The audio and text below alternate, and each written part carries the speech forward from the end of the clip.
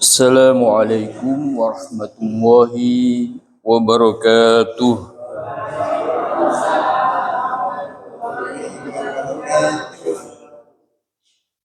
Alhamdulillahi wa kafa.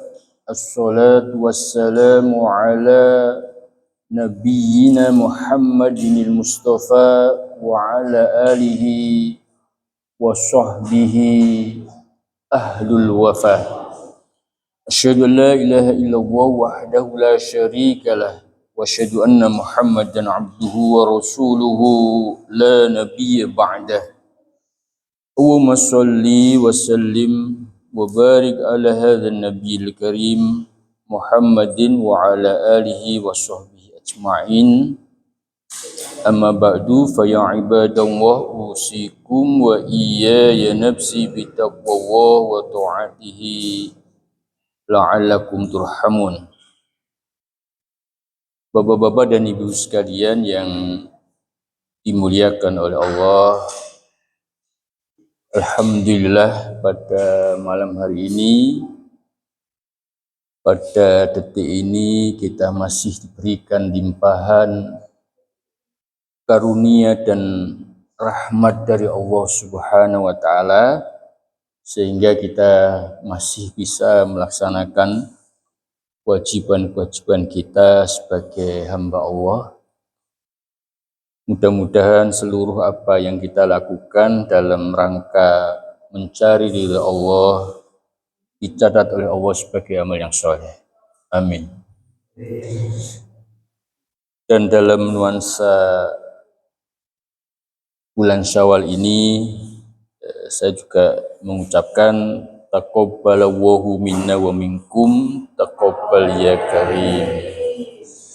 Mohon maaf lahir dan batin ya, minal aidin wal faizin wa kullu amin wa antum bi khair. Sehat sekalian? Ibu sehat ke? Alhamdulillah. Ini memulai kajian ya setelah libur panjang. Nah, ini harus santai aja ya Pak sekalian ya. Ya kita ngobrol-ngobrol saja. Ngobrol-ngobrol saja. Jadi pemanasan dulu ya. Kita membahas yang ya ringan-ringan saja. Kita bersyukur Bapak-bapak dan sekalian ya, karena kita sudah ya diberikan kesempatan oleh Allah, diberikan pertolongan oleh Allah untuk bisa melaksanakan ibadah puasa di bulan suci Ramadan ya secara sempurna. Kemudian di bulan itu kita juga mengisi ya dengan berbagai amal kebaikan, memperbanyak sholat ya, memperbanyak tilawah, kemudian memperbanyak zikir, sedekah dan seluruhnya. Mudah-mudahan amal-amal kebaikan yang banyak itu ya, di samping ya, diterima oleh Allah, juga kita bisa melanjutkan di bulan-bulan berikutnya, di 11 bulan berikutnya. Sehingga ada beberapa hal ya yang menurut saya perlu kita evaluasi ya, dan perlu kita lanjutkan berbagai macam ketaatan dan ibadah yang sudah kita lakukan di bulan suci Ramadan itu. Jangan sampai kemudian dengan berlalunya bulan suci Ramadan ini kemudian juga berlalu pula ya kebaikan-kebaikan yang sudah kita lakukan selama bulan suci Ramadan. Oleh sebab itu ada beberapa hal ya, ada beberapa indikasi menurut saya yang perlu kita lihat ya untuk menilai keberhasilan kita di dalam melaksanakan ibadah-ibadah di bulan suci Ramadan itu. Pertama, saudara sekalian, ya, kita harus melihat ya, kita harus mampu menilai diri kita apakah kita ini semakin baik di dalam ya menahan misalnya pembicaraan kita, menahan lisan kita misalnya dari mencaci, dari membentak, dari menghibah, dari berbohong. Nah, ini seharusnya harus semakin mampu kita tahan. Ini salah satu indikasinya. Sehingga ada kira-kira 4 ya. 4 sampah-sampah dalam diri kita ini yang memang harus kita bersihkan. Satu adalah sampah-sampah makanan. Sebenarnya di bulan suci Ramadan ini kita sudah dilatih ya. Dilatih untuk mengatur pola makan.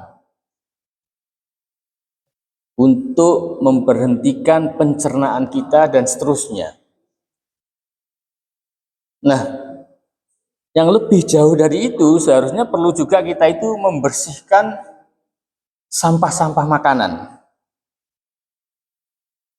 Ya, istilahnya makanan-makanan yang tidak dibutuhkan oleh tubuh kita itu seharusnya kita hindari.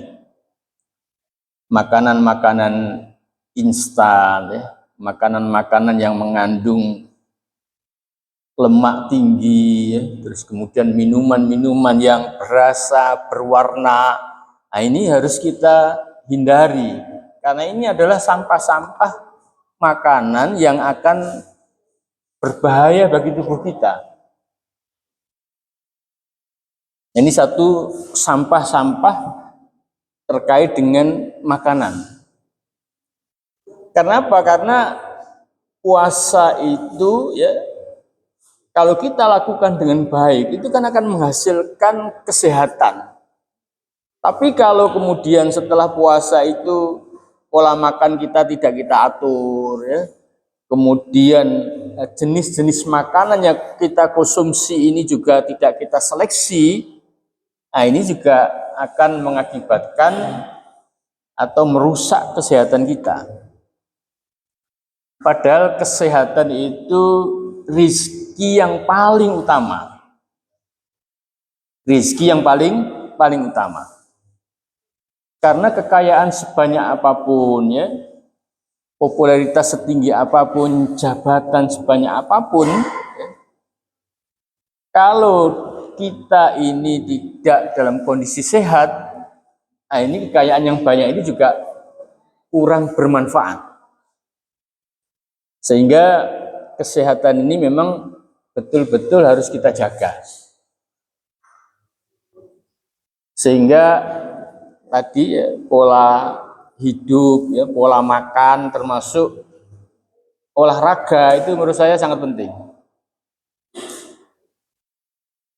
Sehingga yang belum rutin olahraga ya menurut saya ini perlu rutin olahraga.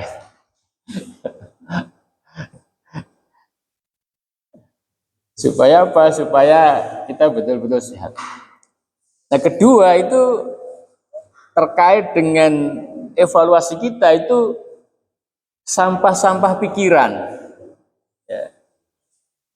Jadi jangan sampai pikiran kita ini kita penuhi dengan pikiran-pikiran yang negatif. Suudzon, nah ini berbahaya. Suudzon kepada Allah maupun suudzon kepada sesama manusia. Ini suudzon. Termasuk pikiran-pikiran yang pesimis di dalam menghadapi masa depan. Pikiran-pikiran yang pesimis di dalam menjemput rahmat Allah. Nah, ini juga perlu kita bersihkan. Sehingga yang harus dibangun ya pikiran-pikiran ini adalah husnudzon, berbaik sangka kepada Allah, berbaik sangka kepada sesama manusia. Karena kata Allah di dalam hadis qudsi itu, ana inda dzanni abdi bi, sesungguhnya saya ini sesuai dengan persangkaan hamba-hambaku. Jadi sampah-sampah makanan ya harus kita bersihkan. Terus sampah-sampah pikiran juga harus kita bersihkan. Ya. Kemudian kita isi dengan tadi husnudzon, optimisme dan seterusnya. Ya.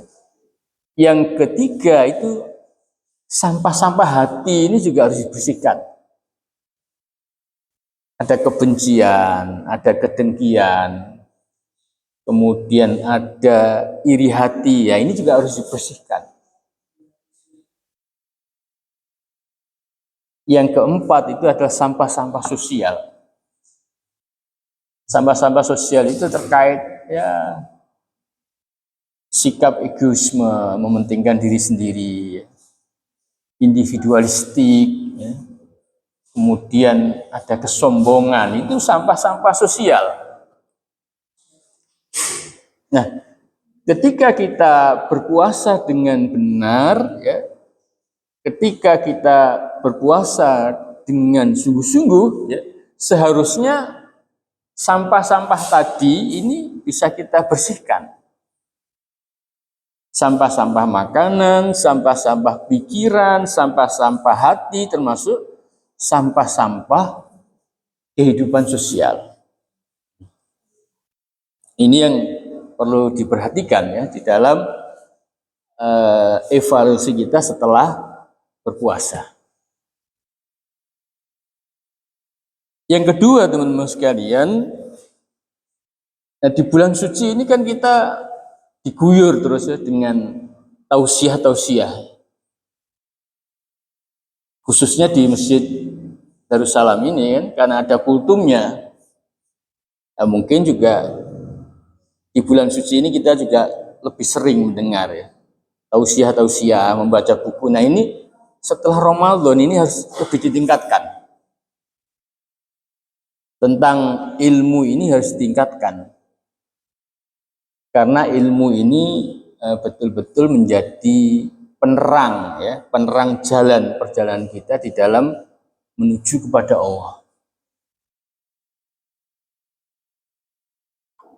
Dan kita harus fokus dalam hal ini.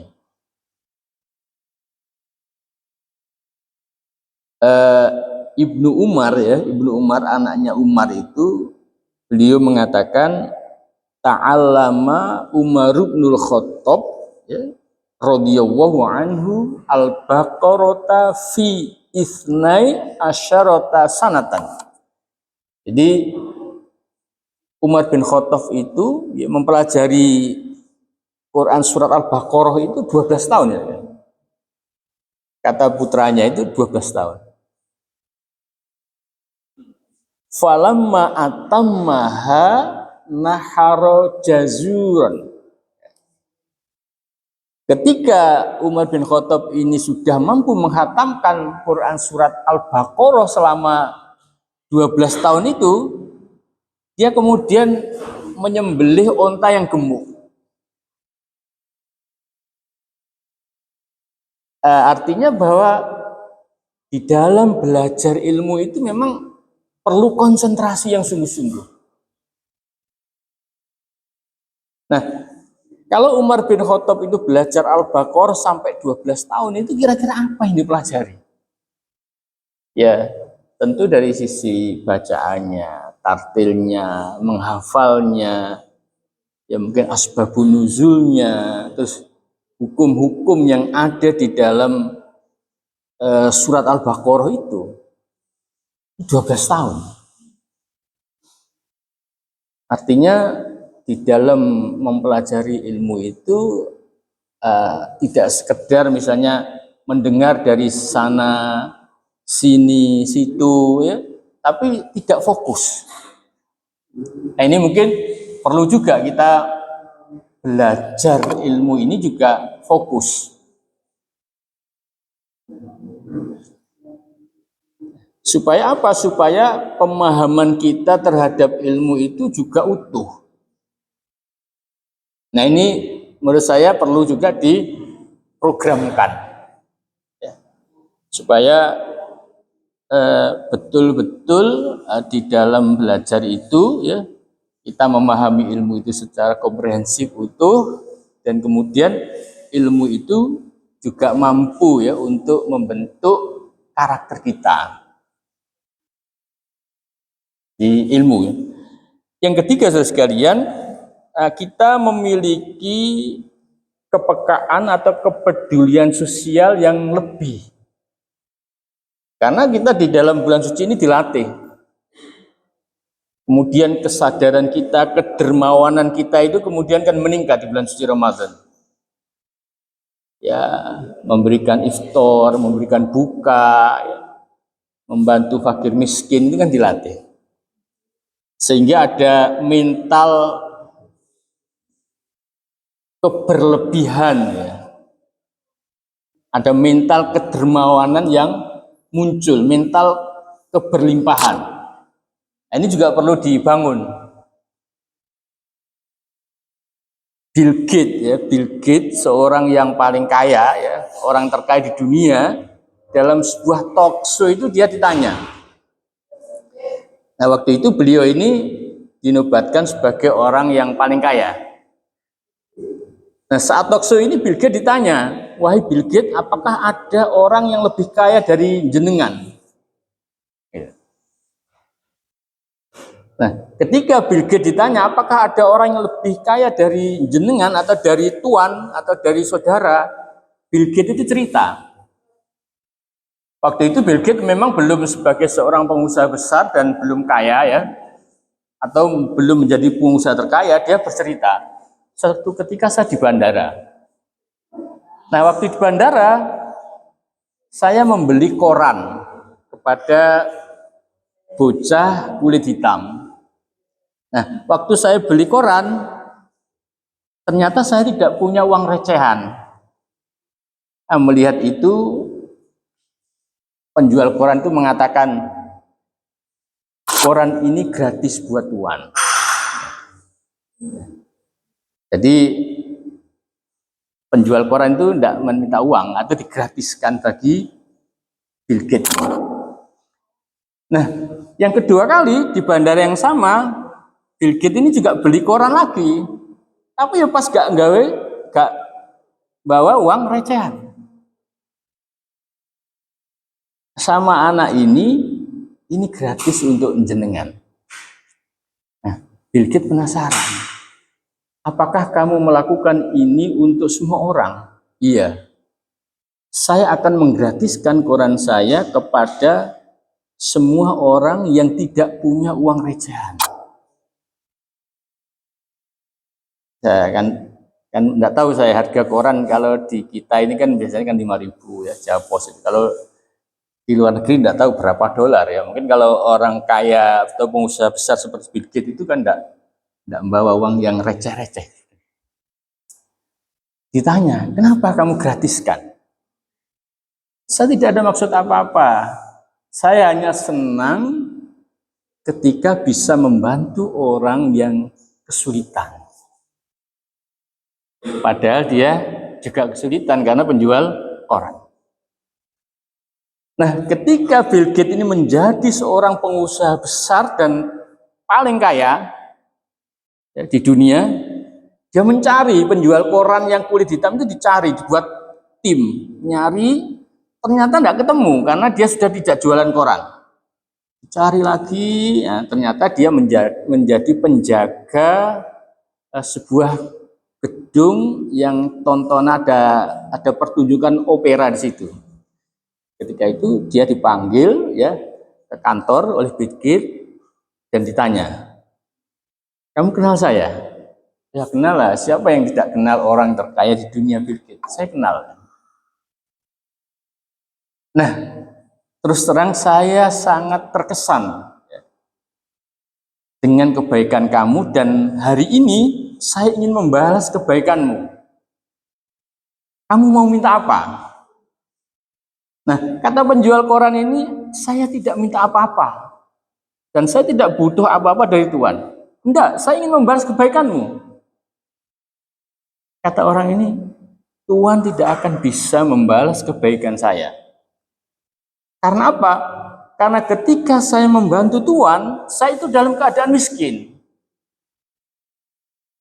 Dan saya merasa senang ketika membantu Tuhan. Jadi karena dia senang ya. Meskipun dalam kesulitan, karena membantu orang yang kesulitan, nah ini dia senang sekali. Tapi saat ini ketika Tuhan ingin membantu saya, Tuhan ini dalam kondisi kaya raya. Sehingga Tuhan tidak akan bisa membantu saya. Nah ini saudara. Jadi ini adalah satu mental berkelimpahan. Ketika seseorang merasa sulit, tapi juga dia ini memperhatikan kesulitan orang lain. Nah, mental-mental seperti ini yang tidak gampang. Dia sudah kesulitan, tapi dia juga memperhatikan kesulitan orang lain. Nah, ini kepekaan, kepedulian sosial yang harus dibangun. Yang harus dibangun. Nah, ini tentunya juga ya harapannya hasil dari puasa, hasil dari kebiasaan-kebiasaan yang kita lakukan di bulan suci Ramadan ya.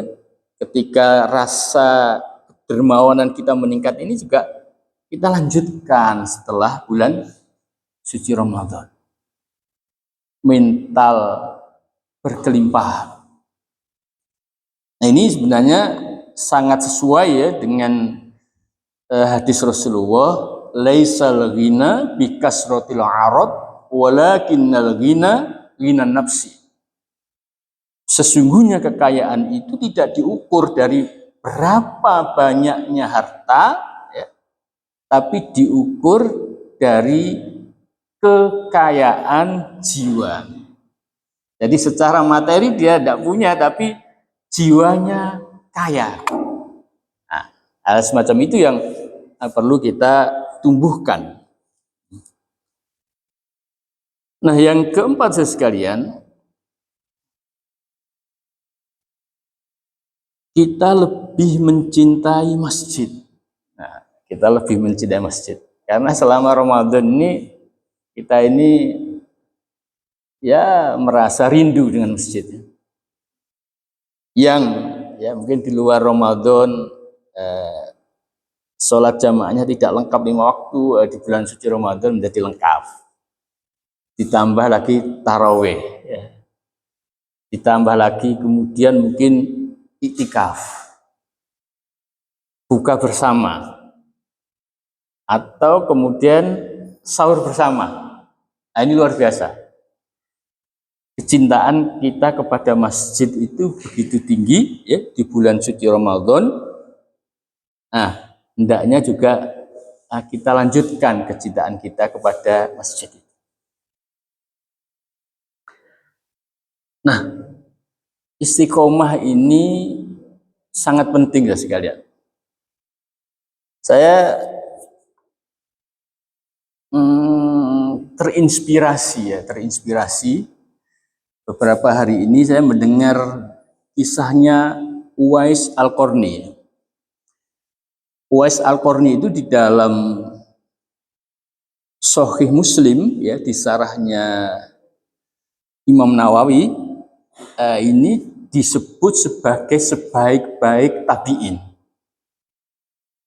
Memang Uwais Al-Qarni ini hidup sezaman ya dengan Rasulullah, tapi karena beliau tidak pernah bertemu dengan Rasulullah sehingga dia tidak bisa dikategorikan sebagai sahabat. Tapi beliau sempat ketemu sahabat sehingga Uwais Al-Qarni ini masuk generasi tabi'in. Beliau hidup di Yaman ya, dari suku Qarn. Nah, Uwais Al-Qarni ini memang dia ini miskin ya, karena dia penggembala, tidak terkenal di dunia tapi sangat terkenal di langit. Sangat terkenal di langit. Kenapa dia terkenal di langit? Karena dia ini sangat taat kepada ibunya. Jadi apapun permintaan ibunya itu dituruti. Nah, satu ketika ibunya ini berkata kepada Uwais Al-Qarni, "Wahai Uwais Al-Qarni, sebelum ibu meninggal, ibu ini pengen pergi haji. Pengen pergi haji. Nah, jarak Yaman ke Mekah Madinah ini sangat jauh. Orang-orang pergi haji itu kan menggunakan onta waktu itu. Nah, Uwais Al-Qarni orang miskin, jangankan onta, domba saja dia tidak punya karena dia memelihara domba-domba orang-orang kaya. Kemudian dia punya pikiran, dia itu membeli domba kecil, ya. Kemudian domba kecil itu dia bopong, ya. Dia gendong, ya, naik gunung, turun gunung, sehingga penduduk atau teman-teman sekitar itu, nah itu apa yang dilakukan oleh Uwais Al-Qarni? Kaya wong gendeng ya. Kok nggawa domba yang kecil itu. Tapi dia istiqomah. Terus setiap hari sampai sekitar 8 tahun, sampai domba itu bobotnya itu 100 kilo. Nah, karena 8 tahun ya, dan beban yang dibawa itu semakin tinggi, sehingga tubuhnya ini menjadi kuat. Tubuhnya menjadi kuat. Nah, saat musim haji tiba, nah ini ibunya itu digendong ya dari Yaman menuju Mekah Madinah untuk pergi haji. Penduduk sekitar itu baru menyadari, oh ini maksudnya Uwais Al-Qarni. Nah, saya mikirnya gini sekalian. Ini Uwais Al-Qarni latihan untuk bisa kuat bopong ibunya itu selama 8 tahun. Karena dia melakukan secara istiqomah terus-menerus. Nah, saya berpikir ya, kalau kita melakukan sesuatu ya, secara istiqomah dan terus-menerus, pasti ada nilai lebihnya. Contoh misalnya, contoh. Kalau kita istiqomah misalnya, dia mulai ya, dari 2 rakaat, 4 rakaat, 6 rakaat, sampai 11 rakaat. Terus mungkin 11 rakaat ayatnya pendek-pendek. Kemudian kita lanjutkan rontok panjang, rontok panjang. Nah, itu kalau bertahun-tahun, mungkin kita ini bisa kuat berdiri berjam-jam. Kalau kita istiqomah. Sehingga kita betul-betul merasa ini ada kelebihan ya. Ada bekal yang akan kita bawa menuju kepada Allah karena istiqomah tadi. Saya waktu ke Pondok Al-Fatah di Temboro, Magetan itu, jika melihat kok ada yang kuat sholat dari Isya sampai sebelum sahur dengan 30 juz berdiri. Saya mikir, kalau saya misalnya latihan koyo Uwais Al-Qarni ya, misalnya setahun saja, nah ini kira-kira kuat kira-kira. Mungkin mungkin yang malam pertama ya setengah jam sampai setengah bulan, mungkin 1 jam terus ya. Terus ayat yang kita baca mungkin perpanjangnya mungkin kuat. Maksudnya gitu. Jadi istiqomahnya menjadi penting. Menjadi penting. Nah, khawatirnya saya ya, termasuk kepada saya sendiri, saya ini kurang istiqomah. Kurang istiqomah. Kadang-kadang semangat sholat mari ngono delewer. Saya dulu waktu kampanye karena pengen partai kita menang itu, saya istighfar itu sehari 5.000 kali, ya, kan ada maksud. Tapi habis pemilu, ini teler lagi. Seharusnya kan kalau kita lanjutkan istighfarnya terus diperbanyak, ini kan luar biasa ya. Ini maksud saya istiqomah ya, apa-apa yang kita lakukan ya di bulan suci Ramadan itu kita lanjutkan. Sehingga saya kemarin punya pikiran begini karena terinspirasi sama Uwais Al-Qarni ini.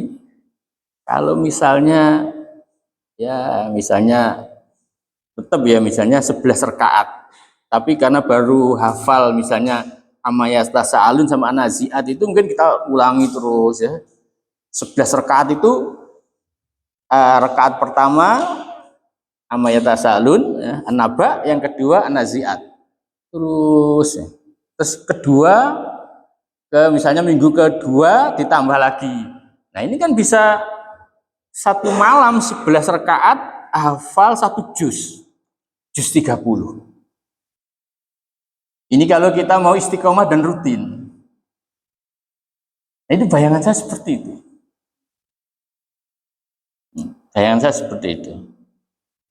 Nah, tentu Bapak-bapak dan Ibu sekalian juga punya bayangan ya, punya inspirasi bagaimana supaya ibadah-ibadah yang kita lakukan itu juga nanti berbobot.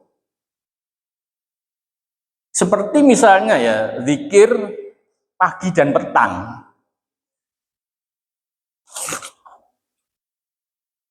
Alhamdulillah kalau kita itu bisa rutin, itu luar biasa saja. Bisa menggunakan maksurotnya, banyak lah ya, ulama-ulama besar itu. Ibnu Taimiyah ya, dia punya maksurot juga, Ibnu Qayyim punya, termasuk As-Salabana itu dia punya maksurot. Mulai dari Al-Fatihah ya, awal Al-Baqarah pertengahan sampai 3 ayat terakhir Al-Baqarah, kemudian Qul huwallahu ahad 3 kali, Qul a'udzu birabbil falaq, Qul a'udzu birabbin nas, dan zikir-zikir yang lain itu kalau kita baca itu rutin, nah ini luar biasa. Ada semacam penguatan spiritual. Sehingga kalau hanya duduk 1/4, ini menjadi ringan. Dan kalau tidak kita baca, kita menjadi menyesal. Nah, ini kalau sudah istiqomah seperti itu. Termasuk misalnya di dalam Al-Maksurat atau doa pagi dan petang itu kan ada Sayyidul Istighfar. Nah, di dalam Sayyidul Istighfar itu, di dalam hadisnya, barang siapa yang membaca Sayyidul Istighfar di pagi hari dengan penuh keyakinan, ya, maka ketika dia meninggal ya, sampai sorenya, maka dia dijamin masuk surga. Kalau sore sampai malam paginya, ya, gitu-gitu. Kalau kita istiqomah kan luar biasa. Nah, sehingga sekalian seperti Bilal ya. Bilal itu kenapa ya? Terompahnya itu sudah ada di surga. Waktu itu Rasulullah memanggil Bilal, Bilal, apa amalanmu sehingga terompahmu itu mendahului saya di surga? Kata Bilal, ya Rasulullah, saya itu kalau batal wudhu atau berhadas, saya itu selalu berwudhu. Setelah berwudhu saya itu sholat 2 rakaat. Nah, sebenarnya kan amalannya seperti itu, tapi karena istiqomah itu menjadi istimewa, menjadi istimewa. Sehingga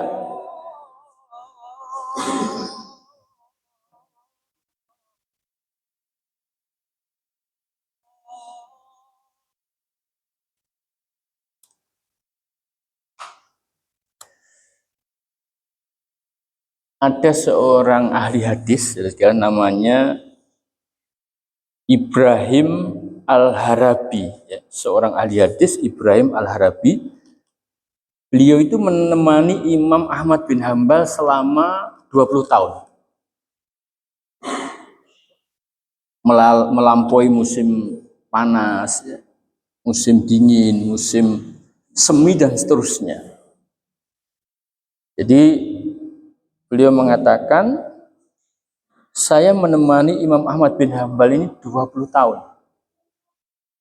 Ya, melampaui musim panas, musim dingin, musim semi, musim rontok dan seterusnya. Dan selama 20 tahun itu saya tidak menemukan kecuali Imam Ahmad itu lebih baik, dan lebih baik. Nah, ini istiqomah. Istiqomah. Jadi, saudara sekalian, istiqomah ini sangat penting dan itu memang dibutuhkan kesungguhan, ya, dibutuhkan kekuatan tekad. Jenengan kan pernah dengar Syekh Abdul Qadir Jilani, ya. Syekh Abdul Qadir Jilani itu kan dikenal sebagai seorang wali dan banyak karomahnya, ya. Di lingkungan tertentu itu, di kelompok atau komunitas tertentu itu, Imam Abdul Qadir Jilani ini dianggap punya banyak karomah, kelebihan.